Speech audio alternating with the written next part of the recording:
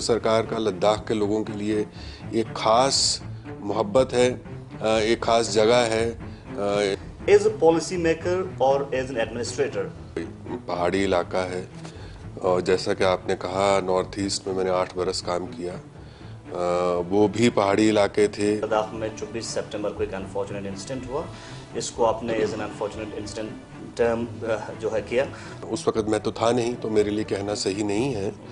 हर एक के विकास के लिए माननीय प्रधानमंत्री की भी यही विजन है कि सबका साथ सबका विकास, उसी दिशा में हम चलेंगे। कंसर्न्स रेज हुआ था पब्लिक में कि ऐलान 38 की बात करें, लैंड डिजिटाइजेशन की बात करें, इंडस्ट्रियल पॉलिसी की बात करें, तो इस तरह के स्कीम्स को लेकर खदशा रहता है कि पब्लिक कंसल्टेशन की कमी देखा जाता है। देखिए, सेंटर स्कीम्स बनाता है, लोगों की भलाई को सोच के ही बनाता है। मेडिकल कॉलेज जो है वो सैंक्शन किया था, लेकिन अभी फंक्शनल होना बाकी है। देखिए, ये प्रोजेक्ट कई देर से लोगों की डिमांड भी रही है। सर, करगिल हॉस्पिटल की स्पेसिफिक बात करें तो करगिल जो इस वक्त का डिस्ट्रिक्ट हॉस्पिटल है वो सिर्फ 100 बेडेड हैं, तो 200 बेडेड डिस्ट्रिक्ट हॉस्पिटल की मांग पिछले कई टाइम से कर रहे हैं। देखिए, 100 से 200 बेड करने का भी कल मुझसे बात उठाई गई।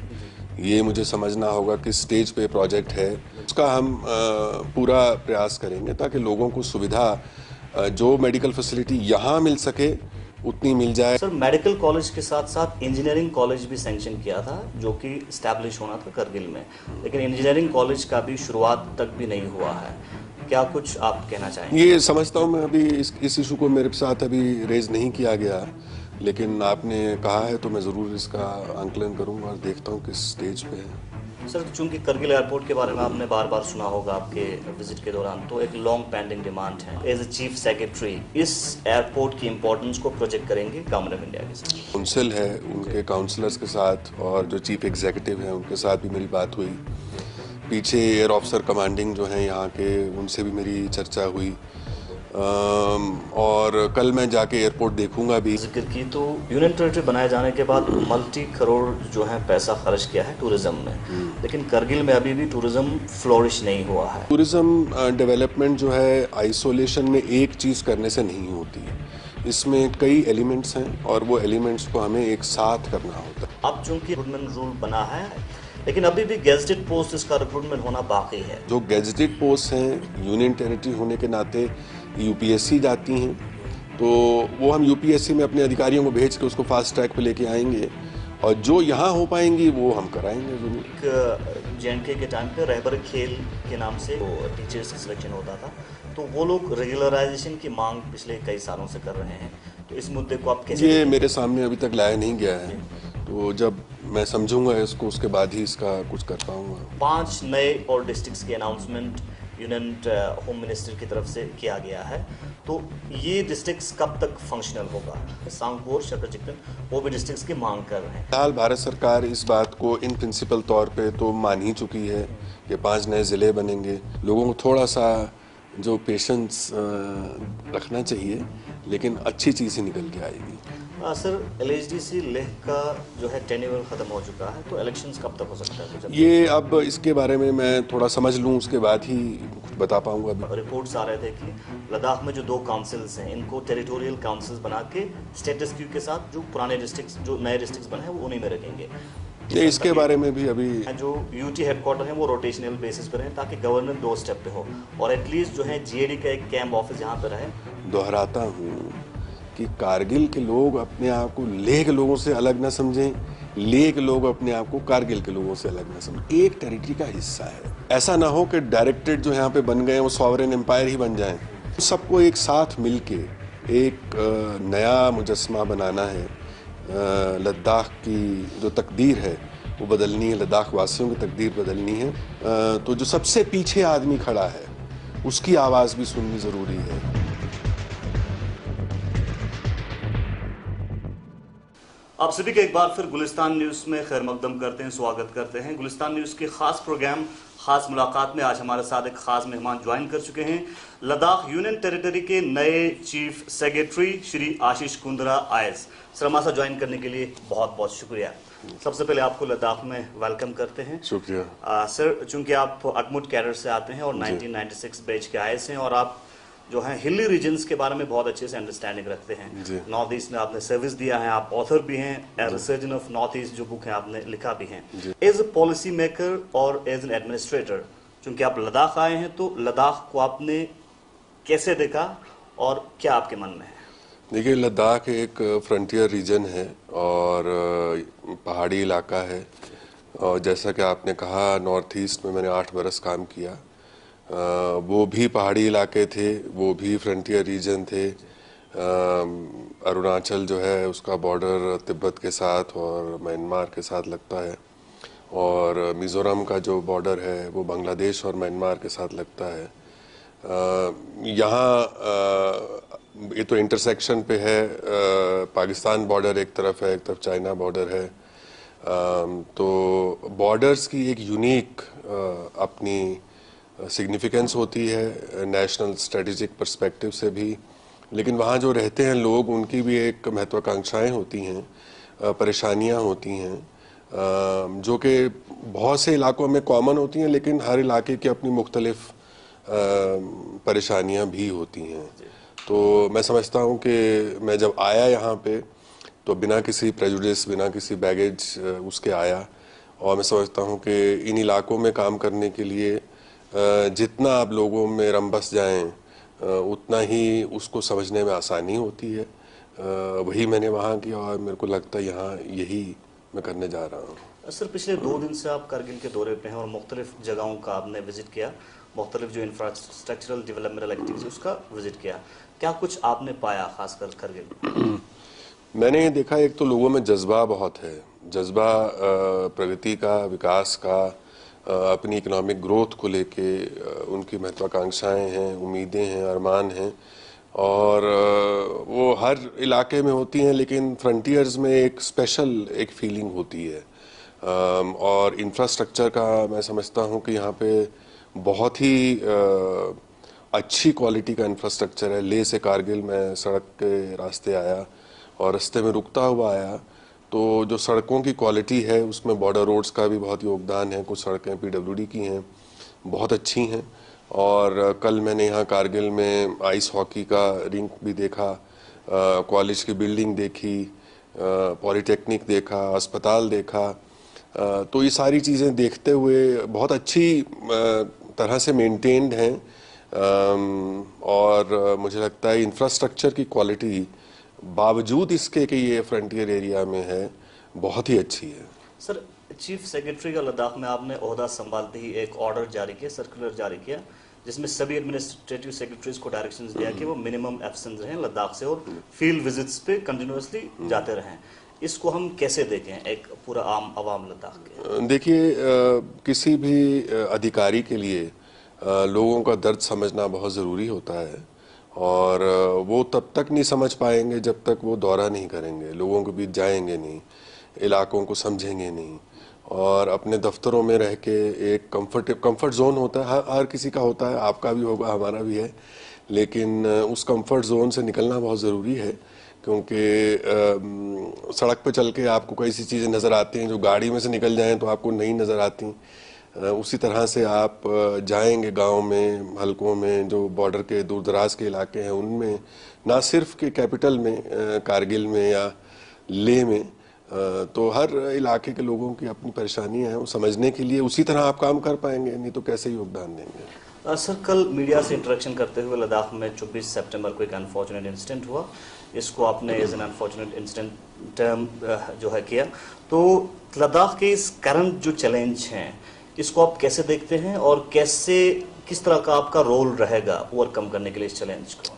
देखिए, दुर्भाग्यपूर्ण तो 24 सितंबर का इंसिडेंट था ही। अब हो सकता है कुछ समझने में गलती रही हो सकता है कि लोगों के मन में किसी बात को लेके उनके पॉलिटिकल एस्पिरेशंस हों, हो सकता है कि कुछ दूरियां बन गई हों, लेकिन उस वक़्त मैं तो था नहीं, तो मेरे लिए कहना सही नहीं है। लेकिन मेरे रहते में मेरा यही प्रयास रहेगा कि जितने लोग हैं, हर तबके के, हर ग्रुप के, चाहे वो लेह के हों, चाहे कारगिल के हों, हर एक के विकास के लिए, माननीय प्रधानमंत्री की भी यही विज़न है कि सबका साथ सबका विकास, उसी दिशा में हम चलेंगे और सबको साथ लेके चलेंगे। सर, लद्दाख में यूनियन टेरिटरी बनाए जाने के बाद लोगों के मन में एक जनरली एक खदशा और क्वेश्चन रहता है कि लद्दाख में जो स्कीम्स ग्राउंड पे इम्प्लीमेंट करते हैं वो उसमें कहीं ना कहीं लोगों की कंसल्टेशन की कमी देखने की बातें सामने आती है। तो इस हवाले से क्या कुछ आपका रोल रहेगा? देखिए, सेंटर स्कीम्स बनाता है, लोगों की भलाई को सोच के ही बनाता है, लेकिन अक्सर ना सिर्फ यहाँ पे बाकी राज्यों में भी इस तरह की चीज़ देखने में आई है कि स्कीम के बारे में लोगों को पूरी तरह से पता नहीं होता। तो कल भी हमने अधिकारियों की जो बैठक करी कारगिल में, हमने यही कहा कि एक आप ऐसा प्लेटफॉर्म बनाइए कि वीडियोस बनाइए छोटे छोटे हर एक स्कीम के बारे में, ताकि लोगों को जानकारी मिले कि वो किस स्कीम से वो क्या लाभ ले सकते हैं। और हाँ, ये भी सही है कि जो यहाँ राज्य में स्कीम बनती है, प्रोजेक्ट बनते हैं, उसमें रायशुमारी ज़रूरी है, लोगों की उनकी शिरकत ज़रूरी है कि वो किस तरह से, उन्हीं के लिए तो बन रही हैं। तो हम ना तो कुछ थोपना चाहते हैं, लेकिन इसीलिए मैं कह रहा हूँ कि लोग जब जाके समझेंगे लोगों को कि वहाँ पे क्या परेशानी है, तो सही स्कीम बनेगी और सही प्रोजेक्ट्स आएंगे। जैसे कुछ इश्यूज कंसर्न्स रेज हुआ था पब्लिक में कि ऐलान 38 की बात करें, लैंड डिजिटाइजेशन की बात करें, इंडस्ट्रियल पॉलिसी की बात करें, तो इस तरह के स्कीम्स को लेकर खदशा रहता है कि पब्लिक कंसल्टेशन की कमी देखा जाता है। देखिए, लैंड डिजिटाइजेशन पूरे देश भर में हुआ है और ये मैं समझता हूँ अच्छा कदम है, और इसमें कोई किसी को गलत फहमी नहीं पालनी चाहिए। डिजिटाइजेशन का मतलब ये है कि लैंड रिकॉर्ड जो आजकल पटवारी के बस्ते में बंद है, उसको आप खुला कर दें, उसको डिजिटाइज करके बता दें। लोग अपनी फ़र्द की कॉपी लेना चाहते हैं तो वो धक्के खाते हैं पटवारी के पास, नायब तहसीलदार के पास, हर जगह होता है, यहाँ ही नहीं होता। तो उसको एक पारदर्शी तरीके से करने के लिए ऐसी पहल की गई। हो सकता है लोगों के मन में वैसे गलतफहमी आ गई हो कि पता नहीं किस लिए करने जा रहे हैं, लेकिन ऐसी गलतफहमी पालनी नहीं चाहिए। तो और अगर है भी तो पूछ लेना चाहिए कि आप क्यों कर रहे हैं। लेकिन ये प्रगतिशील कदम है और मैं समझता हूँ सबको उसमें समर्थन देना चाहिए। लेह में तो काफ़ी हद तक उसका सर्वे हो चुका। बाकी ठीक है, लैंड रिलेटेड कई इश्यूज हैं और अभी तो हाल में मुझे 12 ही दिन हुए हैं, तो समझने में थोड़ा वक्त लगेगा। एक बार समझ लूँ। लोगों ने जाहिर भी किया है कि कुछ परेशानियां रही हैं कुछ मुद्दों को लेके, उसको सुलझाएंगे धीरे धीरे लोगों के साथ बैठ के। सर, लद्दाख के अंदर पिछले कुछ 1-2 साल पहले मेडिकल कॉलेज जो है वो सैंक्शन किया था, लेकिन अभी फंक्शनल होना बाकी है। इस वजह से जो है रिक्रूटमेंट में कहीं ना कहीं खलल आ रहे हैं और जो मेडिकल जो फैसिलिटीज़ हैं उसमें अपग्रेड होने में कहीं ना कहीं ऑब्स्टेकल देखने को मिल रहा है। क्या आपका कोशिश रहेगा? देखिए, ये एक प्रोजेक्ट कई देर से लोगों की डिमांड भी रही है और मेरा पूरा ये प्रयास रहेगा कि केंद्र सरकार से मिलके यहाँ पे जल्द से जल्द मेडिकल कॉलेज बन जाए। लेकिन ये भी देखने में आया, अस्पताल में मैं गया तो जो medical superintendent, director health services, बाकी लोगों ने बताया कि यहाँ पे स्पेशलिस्ट की कमी है और ना सिर्फ गांव में बल्कि शहर में भी। तो उसके लिए हमने उनको हिदायत दी है कि आप चंडीगढ़ में और पटियाला में और पंजाब के जो नॉर्दर्न रीजन के श्रीनगर में एडवर्टीजमेंट दीजिए और चाहे हम कोशिश करें कि विजिटिंग फैसिलिटी के तौर पे ही हफ्ते में 2 दिन के लिए सर्जरी के लिए आ जाएं या कंसल्टेशन के लिए आ जाएं। उससे लोगों को बहुत परेशानी जो है वो हल होगी। सर, करगिल हॉस्पिटल की स्पेसिफिक बात करें तो करगिल जो इस वक्त का डिस्ट्रिक्ट हॉस्पिटल है वो सिर्फ 100 बेडेड हैं। तो 200 बेडेड डिस्ट्रिक्ट हॉस्पिटल की मांग पिछले कई टाइम से कर रहे हैं। उस वजह से मैन पावर और डॉक्टर्स की भी शॉर्टेज है और साथ ही साथ एक और डिमांड पिछले कई सालों से कर रहे हैं और फाइल भी शायद इस वक्त मिनिस्ट्री में ही है। मिनी एम्स की डिमांड जो है करगिल में क्या है, चूंकि लेह के अंदर मेडिकल कॉलेज ऑलरेडी सैंक्शन हुआ है। तो इस पर आपका क्या रोल रहेगा? देखिए, 100 से 200 बेड करने का भी कल मुझसे बात उठाई गई। ये मुझे समझना होगा किस स्टेज पे प्रोजेक्ट है, लेकिन कल मैंने देखा कि कंस्ट्रक्शन दूसरे विंग की हो रही थी और डॉक्टर साहब ने मुझे यही बताया कि यहाँ पे हम बेड्स बढ़ाने जा रहे हैं। तो जाहिर सी बात है अगर 100 हैं उससे बढ़ेंगे ही, लेकिन हाँ, जो उसका हम पूरा प्रयास करेंगे ताकि लोगों को सुविधा जो मेडिकल फैसिलिटी यहाँ मिल सके उतनी मिल जाए, जो डॉक्टर हैं यहाँ पे वही लोगों का इलाज कर दें, ताकि लोगों को दिल्ली और बाकी सब जगह न जाना पड़े। सर, चूंकि लद्दाख बॉर्डर रीजन है और खासकर स्पेसिफिक करगिल जो है फ्रंटियर रीजन में आता है, मेन टाउन, तो इसको मद्देनजर रखते हुए और इस पिछले सालों के हालात को मद्देनजर रखते हुए अंडरग्राउंड ओटी कम्प्लेक्स की भी डिमांड किया है, जो कि बहुत ही एक अहम चीज़ है। तो इस पे आपका क्या रोल रहेगा? ये अब समझेंगे, डॉक्टर्स के साथ बात करेंगे और जैसा ज़रूरत होगी उस तरह से आगे प्रोजेक्ट को बढ़ाया जाएगा। सर, पिछले साल जो है फंड कटेलमेंट की वजह से कहीं ना कहीं फंडिंग की कमी हुआ है, उस वजह से कुछ डिपार्टमेंट्स में काफ़ी इश्यूज देखने को मिला है। अगर हम मेडिकल की बात करें, मेडिकल में स्पेशली जो एसेंशियल सर्विसेज के लिए, एम्बुलेंस के लिए फ्यूल की बात करें या सेंट्रल हीटिंग की बात करें, उनमें कहीं ना कहीं कमी देखने को मिला है फंडिंग की। तो इसको लेकर क्या रोल रहेगा आपका? देखिए, जो खर्चा है केंद्र सरकार एक एलोकेशन करती है, वो खर्चे की दर को देखते हुए वो आगे उसमें बढ़ोतरी या फिर उसमें कमी जो होती है वो होती है। तो मुझे लगता है कि खर्चे की पेस अगर कांस्टेंट रहेगी, उसमें कोई वजह नहीं है कि केंद्र सरकार इसमें कोई कमी करे। केंद्र सरकार का लद्दाख के लोगों के लिए एक खास मोहब्बत है, एक खास जगह है, देशभक्त लोग हैं और एकदम फ्रंटियर पे बैठे हैं, तो क्यों नहीं उनके लिए पैसे मुहैया कराएंगे। लेकिन मुझे लगता है इसके साथ ही साथ हमको ये भी सोचना होगा कि किस तरह से इंटरनल सोर्सेज ऑफ रेवेन्यू को भी बढ़ावा दिया जाए, ताकि हम खुद के भी कोई ऐसे जरिए निकालें कि रिसोर्सेज बढ़ें। सर, मेडिकल कॉलेज के साथ साथ इंजीनियरिंग कॉलेज भी सैंक्शन किया था, जो कि इस्टेब्लिश होना था करगिल में, लेकिन इंजीनियरिंग कॉलेज का भी शुरुआत तक भी नहीं हुआ है। क्या कुछ आप कहना चाहेंगे? ये समझता हूँ मैं, अभी इस इशू को मेरे साथ अभी रेज नहीं किया गया, लेकिन आपने कहा है तो मैं ज़रूर इसका आंकलन करूँगा और देखता हूँ किस स्टेज पे है। सर, चूंकि करगिल एयरपोर्ट के बारे में आपने बार बार सुना होगा आपके विजिट के दौरान, तो एक लॉन्ग पेंडिंग डिमांड है, कई सरकारें आया भी और चला भी गया है। तो क्या कुछ आप एज ए चीफ सेक्रेटरी इस एयरपोर्ट की इम्पोर्टेंस को प्रोजेक्ट करेंगे गवर्नमेंट ऑफ इंडिया के साथ? देखिए, कल जो यहाँ पे कारगिल की काउंसिल है उनके काउंसलर्स के साथ और जो चीफ एग्जीक्यूटिव हैं उनके साथ भी मेरी बात हुई। पीछे एयर ऑफिसर कमांडिंग जो हैं यहाँ के, उनसे भी मेरी चर्चा हुई। और कल मैं जाके एयरपोर्ट देखूंगा भी। मुझे अभी तक जो जानकारी प्राप्त है उससे ये समझ में आया है कि एयरपोर्ट अथॉरिटी ने किसी स्टेज पे एयरपोर्ट बनाया था, लेकिन कमर्शियल रीजंस की वजह से वहाँ पे जहाज़ अभी नहीं आ पाए हैं।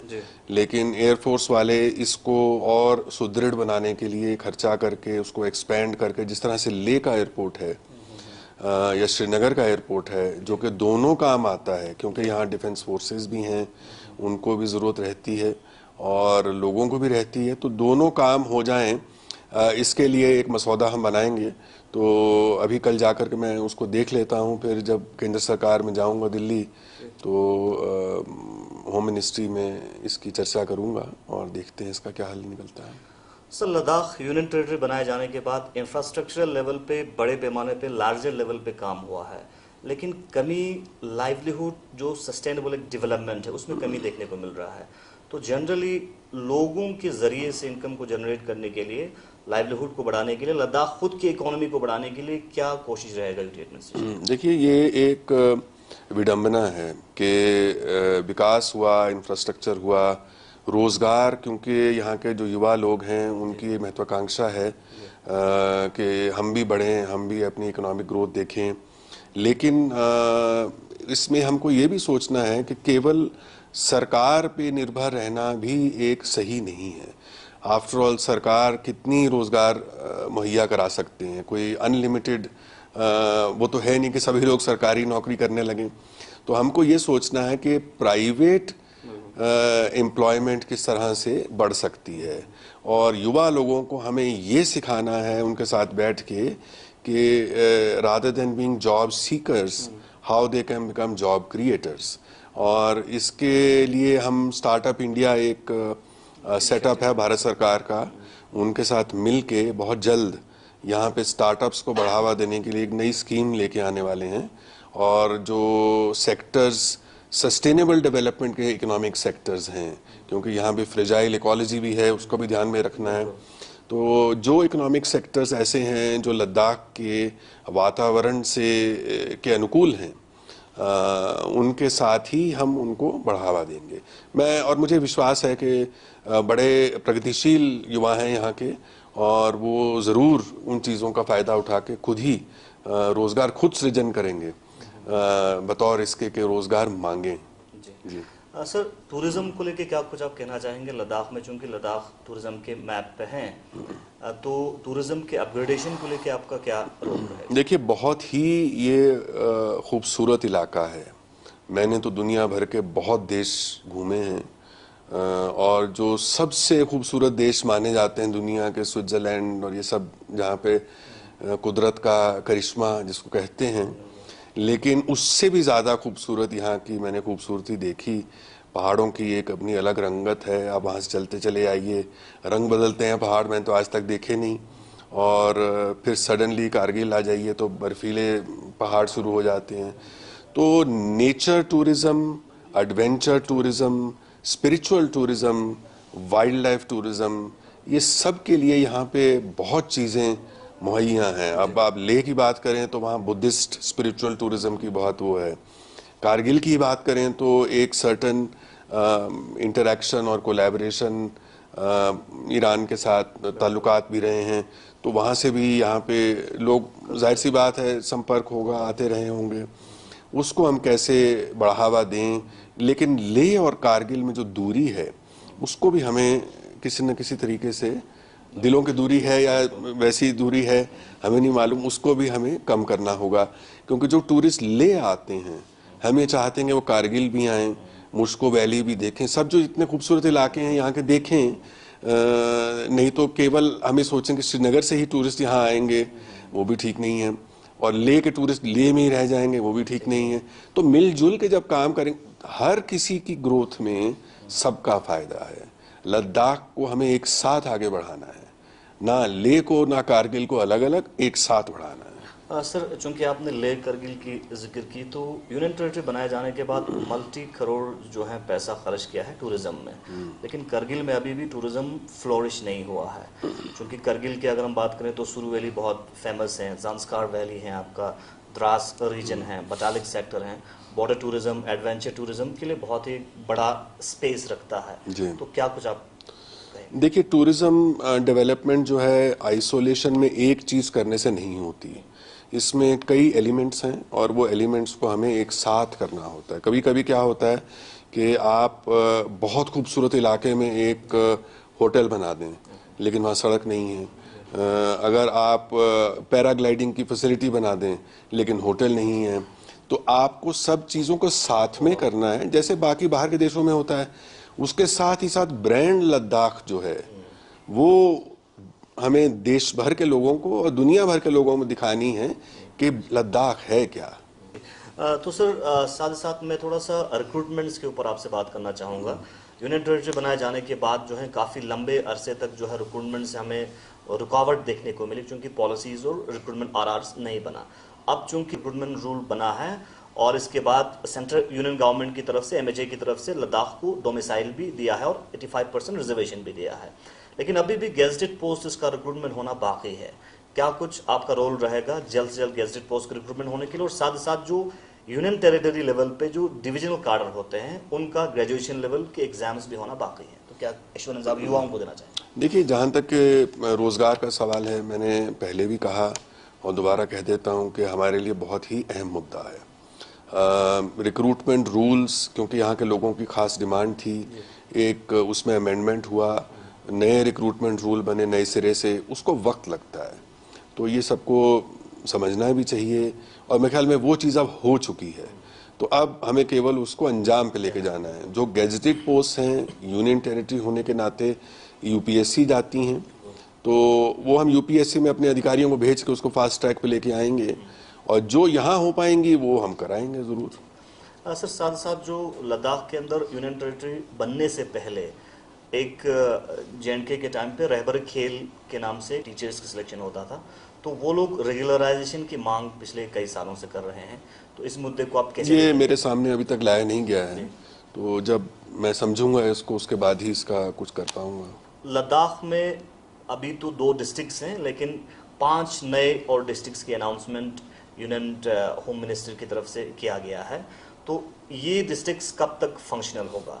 और साथ ही साथ करगिल में 2 और रीजन्स हैं जो बड़े टाइम से, क्योंकि हाई पॉपुलेटेड रीजन्स हैं, सांगपोर, शकरचिकन, वो भी डिस्ट्रिक्ट्स की मांग कर रहे हैं। तो कब तक प्रॉपर इम्प्लीमेंटेशन और फिजिकली देखिए, फिलहाल भारत सरकार इस बात को इन प्रिंसिपल तौर पे तो मान ही चुकी है कि 5 नए ज़िले बनेंगे। उन ज़िलों को अंजाम देने के लिए कई सारी चीज़ें होती हैं कि बाउंड्री सब डिवीज़न की क्या होगी, कौन सा सब डिवीज़न किस में जाएगा, उसमें कितनी पोस्ट होंगी, उस पोस्ट के लिए पैसों का भी एक इंतज़ाम करना पड़ेगा, क्योंकि जाहिर सी बात है जो नया ज़िला होगा वहाँ इंफ्रास्ट्रक्चर भी नया होगा, तो डिस्ट्रिक्ट हेडक्वार्टर बनेगा, सब कुछ बनेगा। तो उसका एक पूरा आंकलन करने के बाद ही उसको, क्योंकि देखिए एक बात होती है, आपने एक मुद्दा रखा, मुद्दे में दम है, उस बात को मान लिया गया और उस बात का एक घोषणा भी हो गई कि हाँ ये 7 होंगे। अब उनको लेकिन अंजाम लाने में थोड़ा वक्त लगता है, इतनी लोगों को थोड़ा सा जो पेशेंस रखना चाहिए, लेकिन अच्छी चीज़ ही निकल के आएगी। सर, LHDC लेह का जो है टेन्योर खत्म हो चुका है, तो इलेक्शंस कब तक हो सकता है? कुछ ये अब इसके बारे में मैं थोड़ा समझ लूँ उसके बाद ही कुछ बता पाऊंगा, अभी तो अर्ली है इसके बारे में। सर, हाल ही दिनों में आपके लद्दाख में चीफ सेक्रेटरी का ओहदा संभालते ही कुछ रिपोर्ट्स आ रहे थे कि लद्दाख में जो 2 काउंसिल्स हैं, इनको टेरिटोरियल काउंसिल्स बना के स्टेटस क्यू के साथ जो पुराने डिस्ट्रिक्ट्स, जो नए डिस्ट्रिक्ट्स बने हैं, वो उन्हीं में रखेंगे। ये इसके बारे में भी अभी कोई कॉन्क्रीट चर्चा मेरे साथ नहीं हुई है, तो मैं इसके बारे में नहीं कह सकता। सर, चूंकि लद्दाख यूनियन टेरिटरी बना है, करगिल के लोगों की डिमांड है कि करगिल में भी जो यूटी हेडक्वार्टर है वो रोटेशनल बेसिस पर रहें, ताकि गवर्नर डोर स्टेप पे हो, और एटलीस्ट जो है GAD का एक कैंप ऑफिस यहाँ पे रहे, ताकि जो द्रास से लेह जाने में या परकाजिक से लेह जाने में जो दूरी होता है उसमें कमी हो और पब्लिक सेंट्रिक एक वो रहे। देखिए, मैं समझता हूँ अब बिल्कुल सर्दी का पीक समय है और कारगिल और लेह का जो दूरी है वो मेरे ख्याल 3.5 घंटे में आप कर सकते हैं। तो ऐसा तो नहीं है कि 9-10 घंटे दूर है कि आपको वहाँ जाने में कोई तकलीफ है, कोई दिक्कत है। ये एक जो इमोशनल डिस्टेंस है, इसको हमें थोड़ा सा कम करना है। इसीलिए मैं बार बार इस चीज़ को दोहराता हूँ कि कारगिल के लोग अपने आप को लेह के लोगों से अलग ना समझें, लेह के लोग अपने आप को कारगिल के लोगों से अलग ना समझें। एक टेरिटरी का हिस्सा है, नहीं तो ऐसे बड़े राज्य हैं वो कहने लगेंगे कि वो तो बहुत बड़े बड़े राज्य भी हैं कई, वो कहेंगे कि हमारे यहाँ भी वो एक बन जाए, वहाँ भी बन जाए, वो तो मुश्किल होगा ना। लेकिन फिलहाल मेरे ख्याल डायरेक्टरेट बहुत से यहाँ पे हैं और कुछ डिवाइडेड हैं। लेकिन कल मैंने अधिकारियों के साथ यही कहा कि ऐसा ना हो कि डायरेक्टरेट जो यहाँ पे बन गए वो सॉवरेन एम्पायर ही बन जाएं, कि वो अपने आप को सोचने लगे कि हम तो अलग ही चल रहे हैं। तो उसको जो एक यूनिफाइड अप्रोच है डायरेक्टरेट और सेक्रेटेरिएट की, वो रहनी चाहिए, ताकि पूरी टेरिटरी का ही ध्यान रखा जाए। वो पता लगा कि वो जो डायरेक्टरेट ले में है वो ले के बारे में सोच रहे हैं, जो डायरेक्टरेट यहाँ है वो सोच रहे हैं हम कारगिल के बारे में सोच रहे हैं। तो एक पूरी टेरिटरी के बारे में सोचना बहुत ज़रूरी है। सर, आखिर पे आप लद्दाख के लोगों के इश्यूज को कैसे सुनेंगे और क्या मैसेज आप लद्दाख वासियों तक को देना चाहेंगे? देखिए, मैं तो सिर्फ इतना कहना चाहूँगा कि मेरे लिए अभी 15 ही दिन हुए हैं यहाँ आए को। इन्हीं 15 दिनों में जो मुझे देखने को, सुनने को, समझने को मिला, बहुत ही अच्छे और खुशमिजाज लोग हैं, शांति पसंद लोग हैं, प्रगतिशील लोग हैं, और एक उनमें जज्बा है कि हम अपने आप को नेशनल मैप पे दिखाएं कि हम भी हैं। तो अब JNK से अलग हुए, यूनियन टेरिटरी बने, जाहिर सी बात है कोई एक को बात रही होगी उनके दिलों में कि हम कुछ करना चाहते हैं, कुछ पाना चाहते हैं। और एक यूनिक टेरिटरी इसलिए भी है क्योंकि आर्मी की प्रेजेंस भी है, BRO की प्रेजेंस भी है, ITBP भी है। हम सबको एक साथ मिलके एक नया मुजस्मा बनाना है, एक नया रुख देना है। लद्दाख की जो तकदीर है वो बदलनी है, लद्दाख वासियों की तकदीर बदलनी है। उसके लिए सबका साथ चाहिए, तो ना कोई पीछे रह जाए, ऐसा ना कोई आदमी आगे निकल जाए। तो जो सबसे पीछे आदमी खड़ा है उसकी आवाज़ भी सुननी ज़रूरी है। जो एकदम बॉर्डर पे बैठा है, पता नहीं कितने जाड़े में बैठता होगा, और कैसे अपनी या तो भेड़ें चरा रहा है या कुछ कर रहा है, उनकी तकदीर बदलनी चाहिए। ये ना हो कि केवल डिस्ट्रिक्ट वालों की तकदीर बदल जाए और वो पीछे रह जाए। तो सबका विकास होना चाहिए। बहुत बहुत शुक्रिया सर। शुक्रिया। लद्दाख की तकदीर बदलनी है, लद्दाख वासियों की तकदीर बदलनी है। हमारे साथ यूनियन टेरिटरी लद्दाख के नए chief secretary Ashish Kundra sir Gulistan news के खास प्रोग्राम खास मुलाकात में आपके साथ रूबरू थे। आप देखते रहे गुलिस्तान न्यूज़, पलटों के अपडेट्स के लिए।